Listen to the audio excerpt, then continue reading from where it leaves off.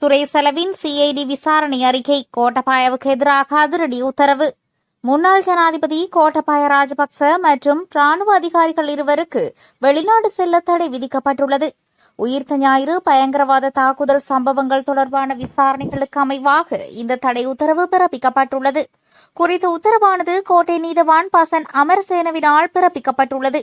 இந்த உத்தரவை குடிவரவு தலைமை கணக்காய்வாளருக்கு தொலைநகல் மூலம் தெரிவிக்குமாறு நீதிபதி உத்தரவிட்டார். ஈஸ்டர் ஞாயிறு அன்று நடந்த தொடர் தாக்குதல்கள் தொடர்பான விசாரணைகளுக்காக குற்றப்புலனாய்வுத்துறை விடுத்த கோரிக்கையை பரிசீலித்த பின்னர் நீதிபதி இந்த உத்தரவை பிறப்பித்துள்ளார். இந்த நபர்கள் வெளிநாடு சென்றால் அது விசாரணைக்கு சுமையாக அமையும் என்று குற்றப்புலனாய்வுத்துறை ஒரு மேலதிக அறிக்கையை நீதிமன்றத்தில் சமர்ப்பித்திருந்தது.